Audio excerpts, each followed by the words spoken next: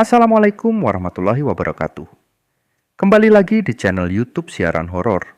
Kali ini saya akan membahas salah satu cerita horor lagi. Sebelum memulai cerita, klik dulu tombol subscribe dan tombol like-nya. Udah, terima kasih. Judul Pocong di Hutan Larangan. Di sebuah desa yang jauh dari keramaian kota, berdiri sebuah hutan lebat yang dikenal dengan nama Hutan Larangan. Hutan ini terletak di pinggiran desa, dan sering kali menjadi bahan pembicaraan di kalangan warga. Mereka memperingatkan siapapun yang berani mendekati hutan itu bahwa mereka akan mengalami hal yang mengerikan. Konon, di dalam hutan itu terdapat berbagai makhluk halus yang sudah lama menghuni, salah satunya adalah pocong yang sangat ditakuti. Dulu, hutan ini adalah tempat pemakaman kuno, tempat orang-orang dari desa yang sudah meninggal dimakamkan. Namun, setelah pemakaman dipindahkan ke tempat lain, banyak pocong yang terjebak di dalam hutan itu, terikat dengan tanah yang mereka tinggalkan.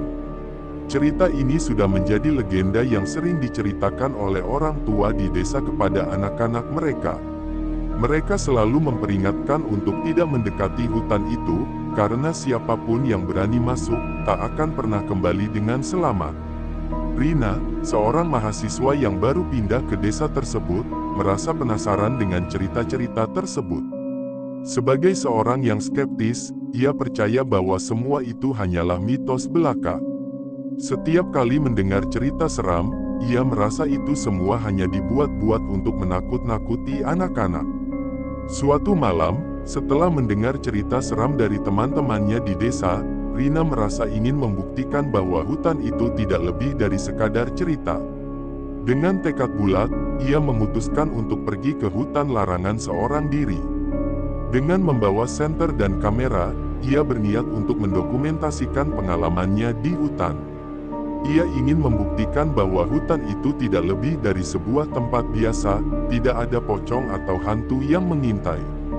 Malam itu, bulan purnama bersinar terang, memantulkan cahaya yang cukup untuk menerangi jalan menuju hutan.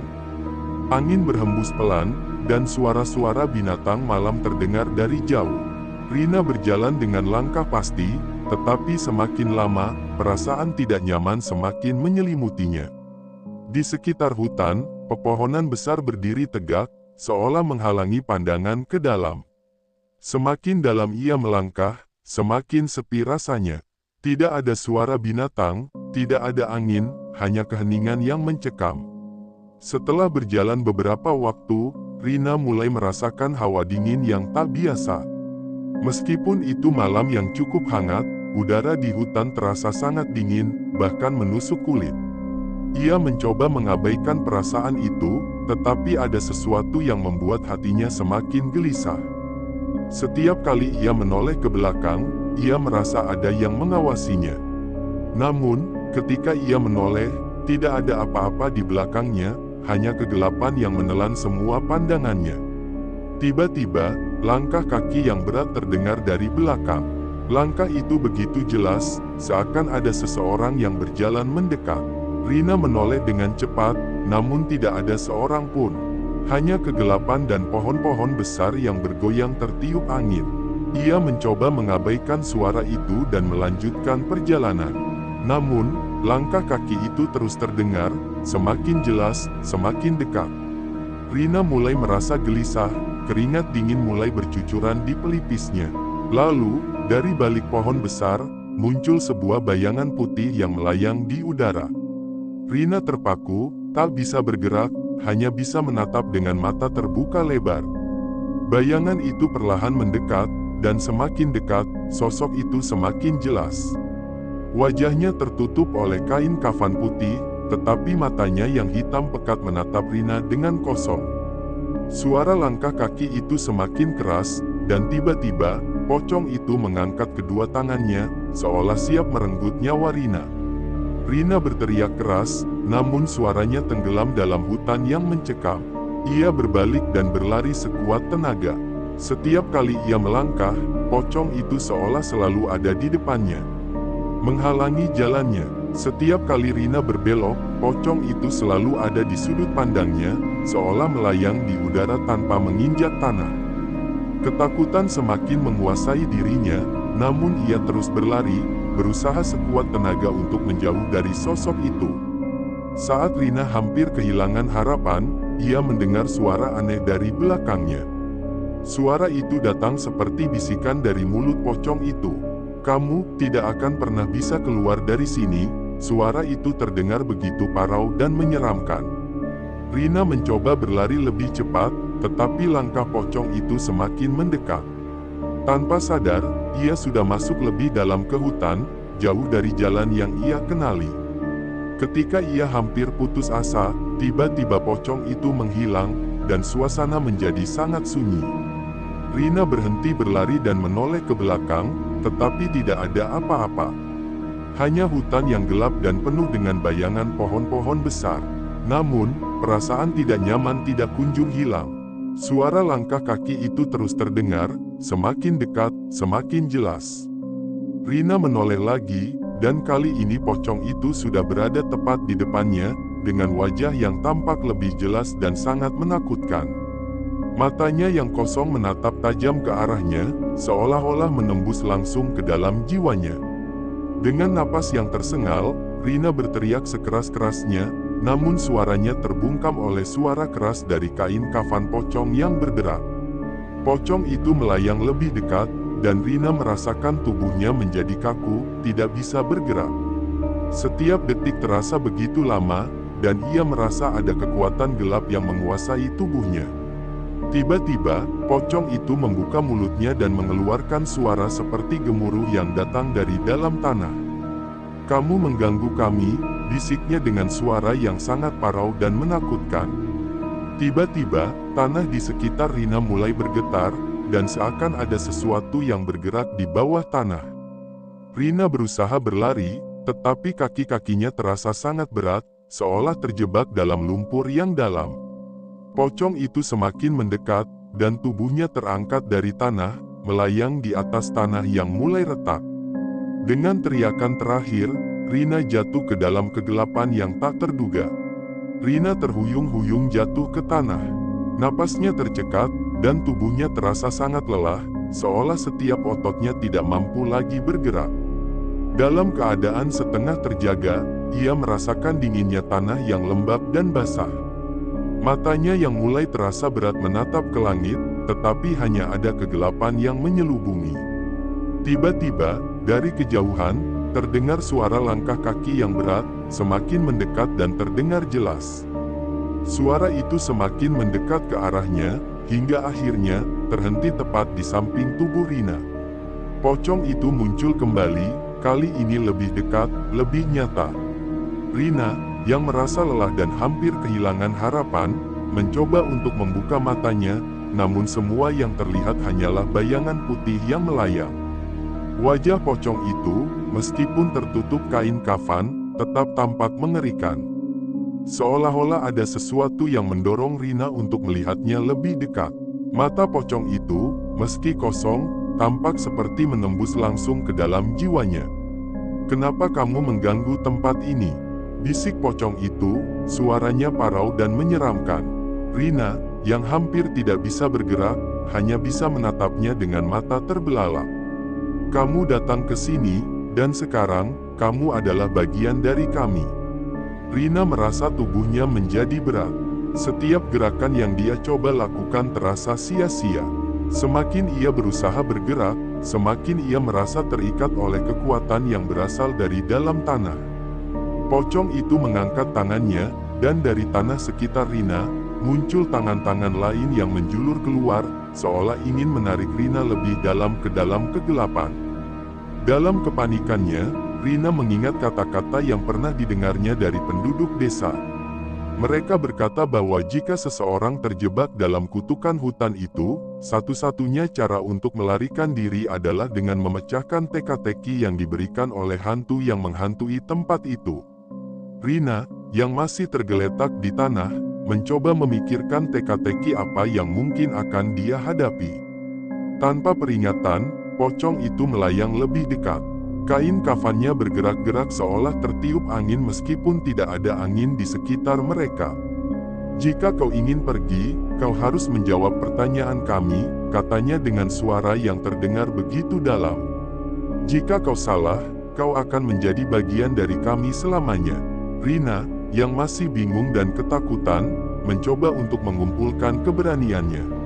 Apa pertanyaannya?" tanya Rina dengan suara terbata-bata. Pocong itu berhenti sejenak, dan dalam keheningan yang mencekam, sebuah suara aneh terdengar, seperti suara bisikan yang datang dari tanah. "Apa yang lebih gelap dari malam? Apa yang lebih sunyi dari keheningan?" Suara itu terdengar seperti teka-teki kuno yang menguji pemahaman dan pikiran seseorang. Rina berpikir keras, mencoba mengingat kata-kata itu. Dalam hatinya, ia merasa bahwa jawaban untuk teka-teki itu harus sangat mendalam. Waktu terasa berjalan sangat lambat. Apa yang lebih gelap dari malam, dan lebih sunyi dari keheningan? Pikirnya, ia memejamkan matanya, berusaha mengingat sesuatu yang bisa membantunya. "Apa jawabannya?" tanya pocong itu, suaranya terdengar semakin mendalam, penuh dengan ancaman. Akhirnya, setelah beberapa detik yang terasa seperti berjam-jam, Rina menemukan jawabannya. Kesunyian yang tidak terucapkan, jawabnya dengan ragu, tetapi penuh keyakinan. Pocong itu terdiam, seolah mempertimbangkan jawabannya. Suasana di sekitar Rina menjadi sangat sunyi, bahkan suara langkah kaki pocong itu tidak terdengar lagi. Rina merasa ada ketegangan yang mencekam, seolah hidupnya bergantung pada jawaban yang baru saja dia berikan. "Benar," kata pocong itu akhirnya, suaranya terdengar lebih tenang. "Kamu bebas. Tetapi ingat, tidak ada yang benar-benar bebas dari kutukan ini. Kamu telah melanggar aturan hutan ini, dan setiap pelanggaran akan membayar harga yang mahal." Dengan kata-kata itu, pocong itu menghilang begitu saja, seolah tertelan oleh kegelapan. Rina, yang masih gemetar ketakutan, akhirnya bisa bergerak kembali. Namun, meskipun pocong itu pergi, perasaan takutnya tidak kunjung hilang. Ia bangkit dengan tubuh yang lemah dan masih merasa bingung dengan apa yang baru saja terjadi. Namun, ia tidak bisa berpikir panjang, karena sesuatu yang lebih buruk terjadi. Tanah di bawahnya mulai bergetar lagi. Kali ini, bukan hanya suara langkah kaki, tetapi suara geraman yang sangat keras, seolah-olah seluruh hutan itu sedang marah padanya. Tanah mulai retak, dan dari celah-celah itu muncul sosok-sosok lain, lebih banyak dari sebelumnya. Semua makhluk itu adalah hantu-hantu yang terjebak di dalam hutan itu selama bertahun-tahun, dan mereka menginginkan balas dendam. Rina berlari, berusaha sekuat tenaga untuk keluar dari hutan itu, tetapi semakin dia berlari, semakin banyak hantu yang muncul di hadapannya. Setiap kali dia berpaling, sosok-sosok itu semakin mendekat. Mereka mengulurkan tangan-tangan mereka yang putih dan keriput, berusaha meraih Rina dan menariknya kembali ke dalam kegelapan. Ketakutan yang luar biasa menguasai Rina. Ia berlari tanpa arah, hanya berusaha untuk menghindari tangan-tangan hantu yang semakin banyak. Dia tahu bahwa jika dia tertangkap, dia akan menjadi salah satu dari mereka, terperangkap di hutan larangan itu selamanya. Dengan napas yang terengah-engah, Rina akhirnya mencapai batas hutan, namun hantu-hantu itu tidak berhenti mengejarnya. Mereka terus mengejarnya, mengepungnya dari segala arah. Rina merasakan ada yang menarik kakinya, dan tiba-tiba, dia jatuh ke tanah. Hantu-hantu itu mulai mengerubunginya, siap untuk menariknya lebih dalam ke dalam kegelapan abadi. "Baik, Wahyu. Aku akan melanjutkan cerita dan menambah elemen-elemen yang bisa memperpanjangnya agar mencapai durasi 1 jam." Rina, yang sudah hampir putus asa, berusaha bangkit meskipun tubuhnya terasa berat dan kaku. Hantu-hantu itu mulai mengepungnya lebih rapat. Tangan-tangan keriput mereka hampir meraih tubuhnya, namun tiba-tiba, suara gemuruh terdengar keras dari kejauhan, mengguncang tanah di sekitarnya. Hantu-hantu itu berhenti sejenak, dan semuanya menghadap ke arah suara itu. Rina, yang masih gemetar ketakutan, memanfaatkan kesempatan itu untuk berlari lebih cepat, meskipun kakinya terasa lemah. Ia berlari tanpa arah, hanya mengikuti insting yang memberitahunya untuk menjauh dari hutan itu. Setiap langkah yang ia ambil, bumi di bawahnya semakin bergetar. Tanah berlumut terasa semakin licin, namun Rina terus berlari, berusaha melawan rasa takut yang menguasainya. Saat melangkah lebih jauh, tiba-tiba dia mendengar suara berbisik. Itu bukan suara dari hantu-hantu yang mengejarnya, tetapi suara lembut yang terdengar seperti datang dari dalam pohon besar di sampingnya. "Rina," bisik suara itu, "aku tahu kamu merasa terjebak. Tetapi kamu harus tahu, ini bukan akhir. Ada satu cara untuk keluar, tapi hanya jika kamu berani melakukannya." Rina terkejut mendengar namanya disebut, tetapi dia tidak melihat siapa yang berbicara. Ia berhenti sejenak, memandang ke sekeliling, mencari sumber suara itu.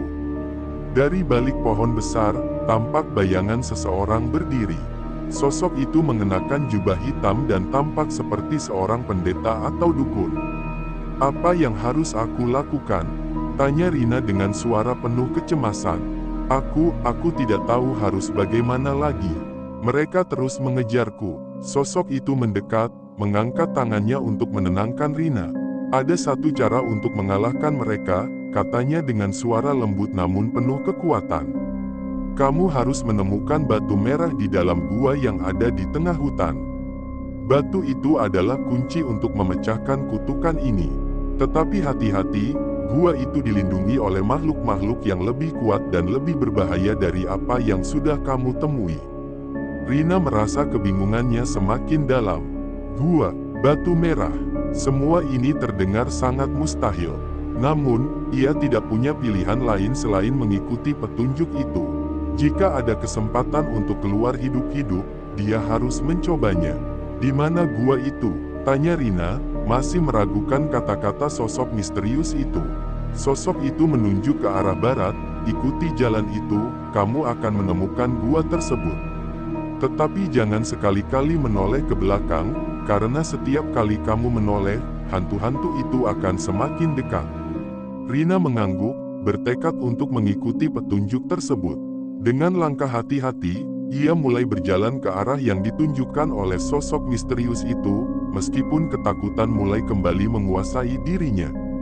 Tiba-tiba, dia mendengar suara gemuruh keras, dan saat ia menoleh, terlihat bayangan pocong yang sangat besar, berkelebat cepat melintasi hutan, seolah mengejarnya. Tapi Rina ingat pesan sosok itu, dia tidak boleh menoleh. Hutan semakin gelap dan misterius saat Rina semakin mendalam ke dalamnya. Suara gemerisik daun dan ranting yang terinjak oleh langkah kaki pocong itu semakin mendekat. Tanah di bawahnya mulai terasa lebih dalam dan berlumpur, membuat setiap langkahnya semakin sulit. Akhirnya, setelah beberapa lama berjalan, Rina menemukan sebuah gua yang tersembunyi di balik semak-semak lebat. Pintu gua itu terbuat dari batu besar yang tampak sudah sangat tua, dengan ukiran yang hampir tidak terbaca lagi. Gua itu tampak sangat menyeramkan, namun Rina tidak punya pilihan lain. Ia menarik napas dalam-dalam dan melangkah masuk. Di dalam gua, udara terasa sangat dingin dan lembab. Suara langkah kaki pocong yang mengikuti semakin terdengar jelas, tetapi Rina berusaha untuk tidak menghiraukannya. Setiap langkahnya menggema di dinding-dinding gua, menambah ketegangan yang dirasakannya. Tiba-tiba, ia melihat sebuah cahaya kecil di ujung gua. Itu adalah batu merah yang dimaksud oleh sosok misterius itu. Namun, di sekitar batu merah itu, ada banyak jebakan yang tampaknya sengaja dipasang untuk mencegah orang mendekat. Batu merah itu terletak di atas altar batu besar, dan sekelilingnya dikelilingi oleh bayangan hantu-hantu yang tampak terperangkap dalam gua tersebut. Rina mengamati sekelilingnya, mencari cara untuk mendekati batu tersebut. Di samping altar batu, ada sebuah papan kayu tua dengan tulisan yang sulit dibaca. Namun, ia bisa membaca beberapa kata yang tertulis di sana, hanya yang berani mengorbankan sesuatu yang paling berharga bisa mengambil batu itu. Rina merasakan getaran yang aneh di dalam dadanya. Apa yang harus dia korbankan? Hatinya mulai berdetak lebih cepat saat dia melihat hantu-hantu yang semakin mendekat ke arahnya. Rina tahu dia tidak punya waktu banyak.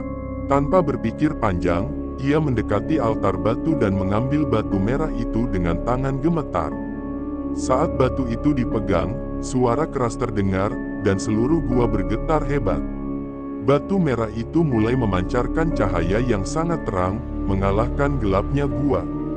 Hantu-hantu yang mengelilinginya berteriak dengan suara nyaring, mencoba untuk merebut batu itu dari tangannya. Namun, Rina berusaha mempertahankannya, menggenggam batu itu erat-erat. Tiba-tiba, gua itu mulai runtuh, dan Rina merasa tubuhnya terangkat ke udara. Batu merah itu mengeluarkan cahaya yang semakin kuat, dan seluruh dunia di sekitarnya berubah menjadi putih. Tanpa Rina sadari, dia terbang keluar dari gua, dan ketika ia membuka matanya, ia sudah berada di luar hutan larangan itu. Hutan yang sebelumnya gelap dan menakutkan kini tampak biasa saja. Hantu-hantu yang mengejarnya hilang begitu saja, dan Rina berdiri di tengah hutan yang sunyi. Ia berhasil keluar hidup-hidup, namun, dia tahu bahwa kutukan itu belum sepenuhnya selesai. Rina tidak akan pernah bisa melupakan apa yang telah terjadi malam itu. Tamat.